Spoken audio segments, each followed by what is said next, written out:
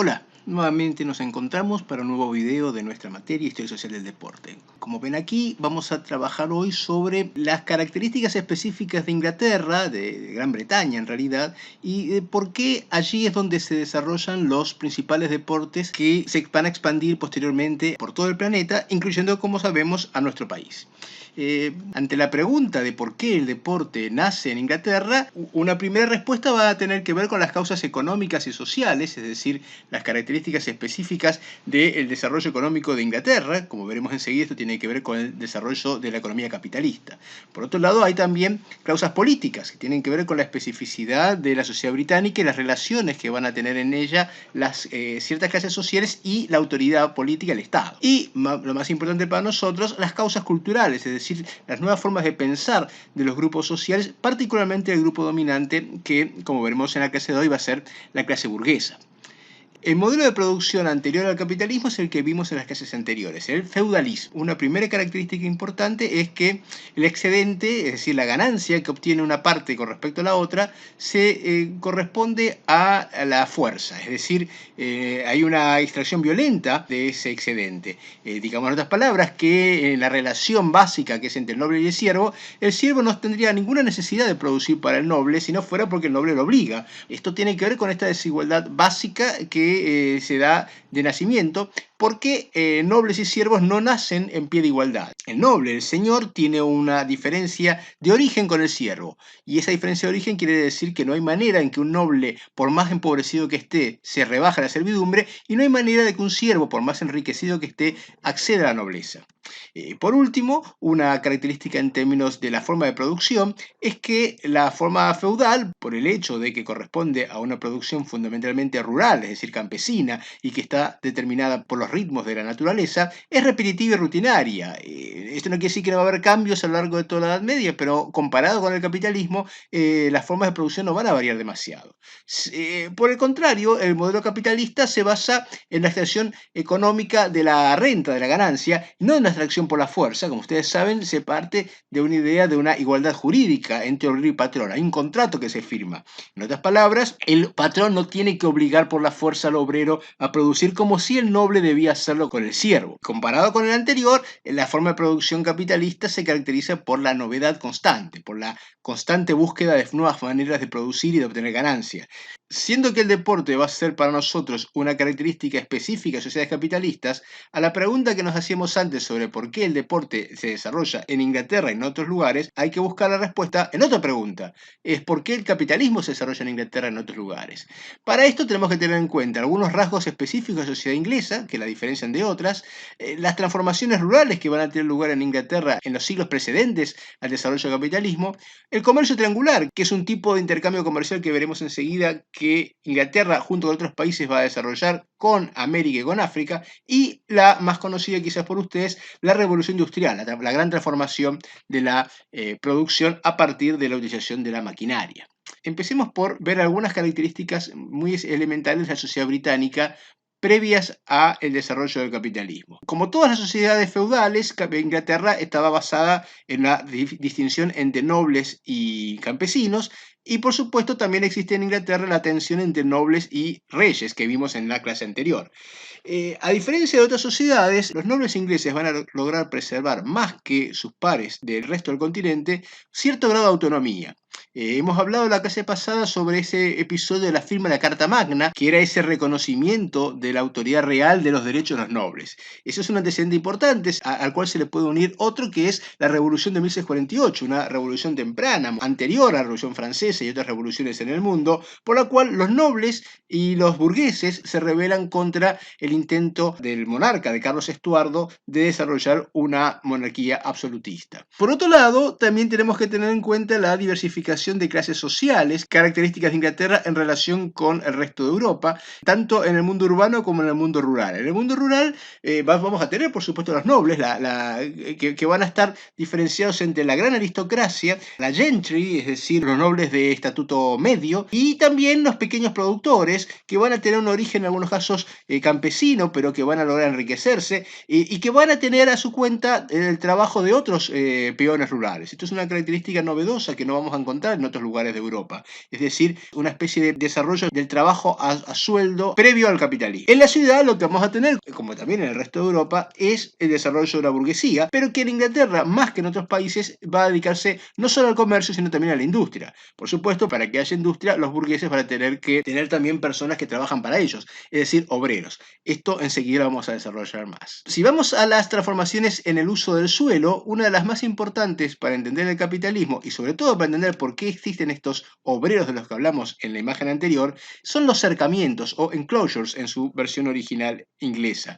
Estas transformaciones tienen que ver con una decisión de los nobles, que es el hecho de que para buscar una mayor ganancia económica van a extender las tierras de pastoreo para las ovejas, y esto lo harán a costa de las tierras que eran dedicadas para los campesinos o para el uso en común. Ustedes recordarán que hemos hablado de que en el señorío feudal había una parte de la tierra que estaba dedicada al uso del señor, otra para los campesinos y otra para uso común. Justamente el hecho de que los nobles busquen aumentar sus ganancias extendiendo las tierras de pastoreo va a producir el hecho de que las tierras comunales queden reducidas, y en la práctica esto va a terminar expulsando a campesinos porque no van a tener uso de la tierra, no van a poder subsistir en ella. Por supuesto, no todos, seguirá habiendo campesinos en la Inglaterra rural, pero una buena parte van a ser expulsados de la tierra ante la falta de medios de subsistencia. ¿Y qué harán estos campesinos? Bueno, básicamente se van a transformar en lo que en la antigua Roma se llamaba proletario, una persona que no tiene ningún medio de subsistencia salvo su progenitura, o sea, su prole. ¿Qué hace un campesino que no tiene medios de subsistencia? En algunos casos va a tratar de seguir viviendo en la tierra, transformándose en una especie de bandido rural, transformándose en un vagabundo, pero también acá tendrá que enfrentar persecuciones de las autoridades y finalmente terminará transformándose en un peón, en un obrero, es decir, una persona que trabaja por dinero. Aquí esto explica un poco lo que vimos en la imagen anterior sobre los obreros que trabajan para otros en la ciudad y en el campo. De esta manera, lo que nace a partir de esta expulsión de los campesinos de la tierra es la clase obrera, de la cual enseguida hablaremos. Habíamos hablado del comercio triangular, acá tienen la imagen bastante gráfica. El comercio triangular es un tipo de comercio que une estos tres vértices de este triángulo más o menos deforme que tienen aquí. Por un lado Europa, por otro lado África y por otro lado las colonias de Europa en América, tanto en el norte como en el sur. ¿En qué consiste el comercio y por qué esos tres vértices? Bueno, para las potencias europeas, África va a ser un lugar de obtención de mano de obra, la mano de obra esclava, que por supuesto no va a ser obtenida pacíficamente, sino que va a ser cazada como si fueran animales y comerciada para trasladarla a las plantaciones en el norte de América, en el sur, lo que hoy es Estados Unidos, en el Caribe y en el sur, sobre todo en Brasil. Allí los esclavos trabajarán en diferentes plantaciones, en el caso de Brasil o en el caso de Cuba, en el café o en el tabaco, y en el caso de Norteamérica, que es el que nos interesa aquí, porque quien domina esa región es Inglaterra, van a ser utilizadas como mano de obra para las plantaciones de algodón. Y el algodón que se produce en las colonias norteamericanas inglesas, luego va a ser llevado nuevamente a Inglaterra para cerrar el triángulo como materia prima para la industria textil. Fíjese que de esta manera lo que la industria inglesa está obteniendo es una enorme cantidad de materia prima para su producción. Esto va a permitir que Inglaterra desarrolle mucho más activamente que otros países este tipo de producción capitalista. Y por último, el otro elemento que nos faltaba para cerrar esta enumeración es la gran transformación que es la revolución industrial. Para volver al ejemplo anterior, esa enorme cantidad de algodón que va a llegar a Inglaterra tiene que ser utilizado de una manera mucho más rápida, mucho más mecanizada que en el pasado. Esto va a hacerse a través de una transformación en la manera de producir que implica, por ejemplo, el paso del trabajo del campo a la ciudad. En la ciudad aparecerán las fábricas. Y esto, como decíamos antes, supone un enorme cambio en la forma de concebir el trabajo. El trabajo ya no va a estar vinculado con la naturaleza, con los tiempos naturales, con las horas del día o las estaciones del año, sino con el tiempo regulado por el capitalista. Se empieza a trabajar una hora, se termina de trabajar otra hora, etc. Así como hay un cambio en la manera de producir, hay también un cambio en la forma de relación básica de la sociedad. Si en la Edad Media, si durante el feudalismo la relación básica era entre noble y siervo, como dijimos recién, en el mundo capitalista esta relación va a ser entre el burgués y el obrero. que se parece y no se parece a la relación anterior. Se parece en el sentido de que hay un sector que domina al otro, que hay un sector que obtiene su ganancia a partir del trabajo de otro, pero no se parece porque lo que hay ahora, que no existía en el pasado, es una idea de igualdad jurídica. El esclavo no era igual a su amo, el siervo no era igual a su señor feudal. Pero burgués y obrero, aunque no son iguales económicamente, sí lo son en el sentido jurídico. Con todo esto tenemos entonces las condiciones para el desarrollo del sistema capitalista. Vamos a analizar estos dos grandes actores por separado. Por un lado, la clase obrera, que como dijimos es la clase que surge a partir de esta expulsión de la tierra de lo que eran anteriormente su forma de vida campesina. Prácticamente todos los obreros que existen en la historia han sido originalmente campesinos expulsados de las zonas rurales. Esto ocurre también en Argentina. Si ustedes conocen la historia de nuestro país, sabrán que también pasó algo parecido hace los años 30, cuando por determinadas condiciones económicas, una enorme masa de la población rural del interior del país va a verse obligada a emigrar a las grandes ciudades, Buenos Aires, Córdoba, Rosario, etcétera, transformándose en obreros. Esta idea de origen migratorio, esta expulsión, supone la ruptura de sus tradiciones, de sus hábitos, de su forma de vida, que era la misma por siglos y siglos, va a tener un rápido cambio y eso va a generar efectos importantes en su conducta y la búsqueda de nuevas tradiciones y nuevas formas de sociabilidad. En cuanto a sus condiciones de vida, durante una buena parte de esta etapa de transformación industrial va a haber un deterioro, no van a vivir mejor que en el pasado. Un obrero no va a vivir mejor que un campesino durante un buen periodo. Hoy en día, quizás para nosotros esto nos parezca un poco llamativo, ya que pensamos que en general se vive mejor en la ciudad que en el campo. Y en buena medida esto ha sido así gracias a la lucha de los trabajadores que han obtenido mejores condiciones de vida y una mayor cantidad de derechos. Pero en una primera etapa, hasta bien entrado el siglo XIX, las condiciones de hacinamiento y la obligación de trabajar para niños y para mujeres hacen que en realidad los trabajadores estén peor que en el pasado. Justamente estas condiciones van a llevar al desarrollo de una serie de conflictos. Por empezar, los trabajadores van a rebelarse contra el empleo de máquinas, en muchos casos, porque las máquinas van a tender a sustituirlos. Una de las primeras formas de lucha de los trabajadores es el llamado ludismo, la destrucción de máquinas que los obligan a trabajar con un ritmo diferente al que estaban acostumbrados. También va a haber una demanda de participación democrática, porque aunque a ustedes les parezca que lo natural es que todo el mundo vote en una sociedad democrática, en el pasado, hasta bien entrado el siglo XIX o el siglo XX, incluso en algunos países, los obreros no votaban, solamente votaban las personas que tenían ciertas condiciones económicas. Como herramientas de esta lucha van a aparecer organizaciones de trabajadores, de las cuales las más conocidas son los sindicatos. Y también tendrán los partidos políticos propios de los trabajadores, partidos como el socialismo, el laborismo y movimientos como el anarquista. Si pasamos a mirar del otro lado de la relación social, nos encontramos con la clase burguesa, que aquí aparece representada, como ven, explotando, exprimiendo hasta el último centavo a un trabajador en sus fábricas. La clase burguesa británica va a tener una serie de rasgos que nos van a interesar a nosotros, particularmente en lo que refiere a el desarrollo de la actividad deportiva. Por un lado, su mentalidad va a estar marcada por el protestantismo, por el tipo de religión que va a ser predominante en Inglaterra a partir del siglo XVI. En esta mentalidad protestante se privilegia el trabajo, el esfuerzo y la idea de que el lugar que tiene la persona en la sociedad depende de sus méritos, ¿no? Hay una idea de lo que se suele llamar la meritocracia, que es una forma también de legitimar las diferencias sociales. Si uno tiene plata es porque se lo ganó y si el otro es pobre es porque no trabajó lo suficiente. Desde el punto de vista filosófico, político o económico, la burguesía británica es predominantemente liberal y esta idea de liberalismo supone sobre todo una fuerte desconfianza a la autoridad del Estado. Recuerden lo que decíamos antes sobre esta tradición autonomista de la sociedad británica en relación con el absolutismo y un énfasis en los derechos individuales. Una ideología muy potente en la sociedad británica del XIX es la idea del darwinismo social, que es una transpolación del modelo darwiniano, pero al mundo social, que es una forma también de justificar el imperialismo, cosa que veremos en la clase siguiente cuando pensemos a la expansión de la cultura británica a lo largo de todo el mundo. Para sintetizar, la mentalidad burguesa británica va a caracterizarse por una moral austera, es decir, la idea de que el objetivo de trabajar es es obtener más dinero, pero ese dinero no debe ser utilizado para el consumo y para el derroche, sino para reinversión, para producir más, y por lo tanto un fuerte rechazo al consumismo, cosa que en realidad va a ir cambiando hacia la segunda mitad del siglo XIX.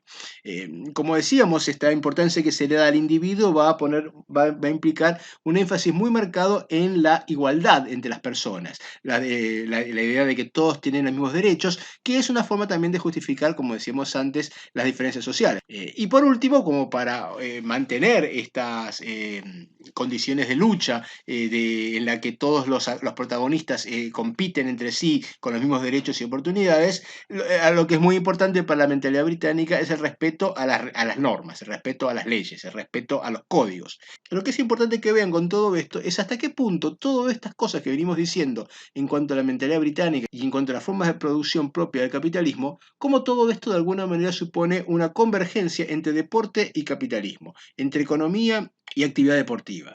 Con esto no estamos queriendo decir que una cosa haya sido el producto de otra, sino simplemente que existen una serie de rasgos comunes a ambos terrenos y que tienen que ver con el hecho de que el deporte surge en la sociedad capitalista. Por un lado, el tema del control del tiempo, la idea bien capitalista de que el tiempo es dinero, de que hay que estar constantemente vigilando qué se hace con el tiempo. Esto es una característica típica del deporte que lo diferencia de las competencias anteriores, la utilización de reloj, el cronómetro, la medición.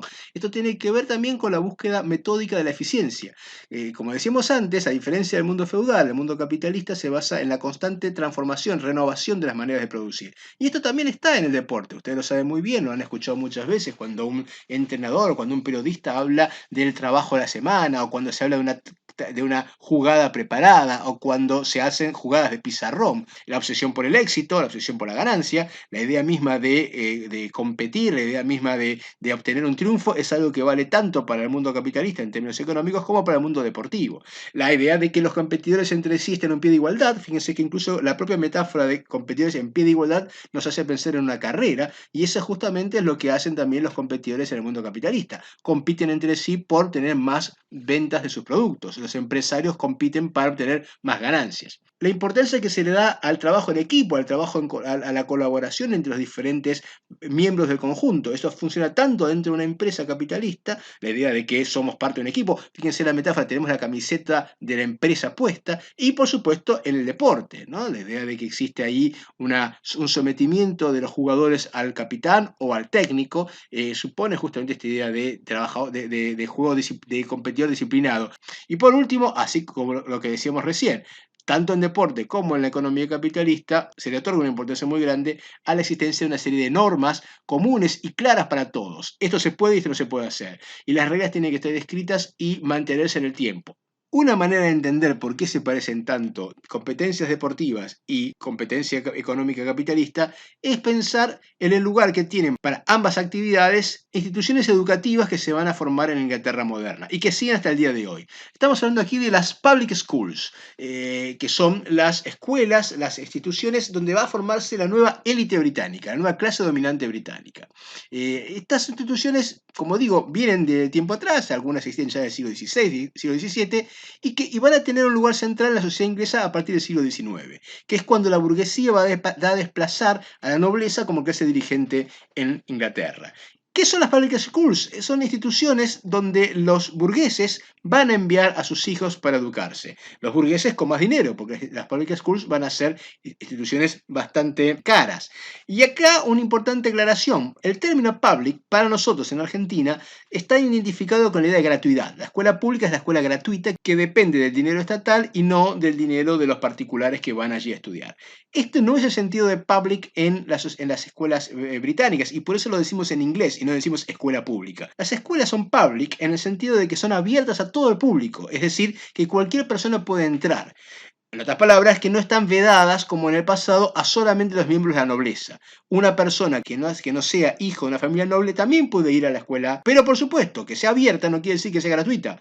Para entrar hace falta dinero. Son instituciones abiertas pero exclusivas, aunque parezca contradictorio esto. Son abiertas porque no hace falta ser noble, pero son exclusivas porque hace falta tener dinero. Acá tiene las imágenes a la izquierda de varios escudos de armas, las principales public schools británicas, de las cuales las más conocidas son estas 7 que tienen aquí. Enseguida reconocerán un nombre que va a ser importante para el deporte, que es rugby. Y a la derecha tienen la representación de Eton, que es una de las más conocidas durante el siglo XVII. Acá tienen la imagen mucho más reciente de estudiantes de estas instituciones, de estas public schools. Notarán que enseguida que son todos varones. Esto no quiere decir que no haya también escuelas parecidas para mujeres, pero de las que hablaremos aquí van a ser las que corresponden a los varones. Como instituciones dedicadas a la formación de una nueva élite, las public schools no van a ser simplemente escuelas en las cuales se les van a impartir ciertos conocimientos. Por supuesto que los estudiantes van a tener que aprender conocimientos de geografía, de historia, de matemática, de lengua, de biología, pero lo más importante para ellos era la incorporación de ciertos valores. Estos valores tienen que ver, por un lado, con la idea de masculinidad. Acá les vuelvo a repetir el hecho de que en esta etapa del siglo XIX las escuelas eran fundamentalmente de varones. La idea de masculinidad tiene que ver con una cierta noción de masculinidad bien típica del siglo XIX, que es la idea de que ser hombre implica resistir el dolor, implica tener la capacidad mental y física de enfrentar las condiciones de sacrificio y de esfuerzo, porque la idea es que una clase dirigente tiene que poder soportar el dolor y enfrentar la adversidad con templanza. Otros valores importantes que se tienen que incorporar en esta etapa de la vida de los estudiantes es la idea de disciplina colectiva, la idea de sometimiento a la autoridad y al mismo tiempo la idea de solidaridad entre los miembros de un mismo grupo. Otro elemento muy importante que se tiene que incorporar es la capacidad de liderazgo, el don de mando. Repito que los estudiantes que van aquí no van a ser simplemente profesionales cuando se reciban, sino que el objetivo es que de aquí salgan como líderes, formados con la capacidad de dirigir al país. De aquí saldrán políticos, empresarios, militares, personas que van a tener que tener a su cargo el destino del resto de la sociedad británica. Y para eso tienen que aprender a mandar, tienen que aprender a dirigir. Por último, como decíamos varias veces, el respeto a las reglas, el respeto a la autoridad, el respeto a las normas. Justamente para aprender este tipo de códigos, para incorporar mejor este tipo de valores, es que las public schools van a empezar a desarrollar actividades deportivas. Y aquí, como vemos, empiezan a conectar ambos mundos, el mundo social capitalista y el mundo de las actividades deportivas. No estamos diciendo aquí que el deporte fue inventado por las public schools. Lo que harán allí será tomar entretenimientos y competencias antiguas, medievales, pero dándole una forma codificada y regulada. Una de las personas más importantes para esto va a ser Thomas Arnold, sobre quien ustedes van a leer en las clases prácticas. Este Thomas Arnold fue el decano de la Public Schools de rugby. Ahora, de las Public Schools, el deporte va a pasar a otra institución típica de la sociedad británica, que son los clubes, o como dicen ellos, los clubs. Los clubes van a ser una organización bien típica del mundo moderno, el mundo capitalista. Es un espacio de sociabilidad en el cual los participantes ingresan por su propia decisión. Tienen cierto grado de horizontalidad, en el sentido de que los miembros eligen sus propias autoridades, son autónomos de otro tipo de poder. La sociabilidad en ellos es fundamentalmente masculina, y acá hay una herencia típica de las public schools. Muchos estudiantes que han tenido en común el paso por una public schools luego van a formar un club de ex estudiantes o ex alumnos. Como buena institución burguesa, su entrada es abierta a todos los que quieren entrar, pero es abierta, pero hace falta pagar para entrar, hay que pagar una cuota. Y en estas instituciones se van a desarrollar lazos de integración, de socialización entre sus participantes, que en muchos casos les va a dar una fuerte sensación de pertenencia, es decir, una fuerte identidad. ¿Y qué harán allí los miembros de los clubes? Va a haber reuniones, va a haber sociabilidad, va a haber charlas, va a haber banquetes. Va a haber encuentros deportivos. Piensen entonces en estudiantes que han participado de este tipo de prácticas deportivas durante su etapa formativa y que han incorporado el gusto por el fútbol o por el rugby o por el atletismo, y que ahora ya de grandes se encuentran con sus pares en una institución distinta que es el club, y en ese encuentro buscan repetir algunas de las características de su infancia o adolescencia, es decir, buscan seguir compitiendo en actividades deportivas. Los clubes entonces van a ser instituciones centrales para el desarrollo de los deportes británicos, sobre todo en este primer origen de tipo de elite. Tengamos en cuenta que, como estamos viendo, estos clubes de los que hablamos aquí son para la clase media y alta británica, que son los que tienen acceso a los medios para pagarlo.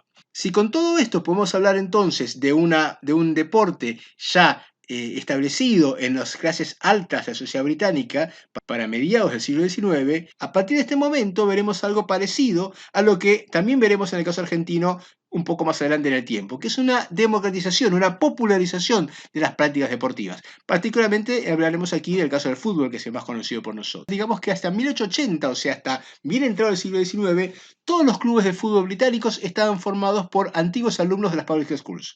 Es decir, eran clubes de los cuales sus miembros anteriormente habían estudiado en una public school. Eso quiere decir que eran de la élite.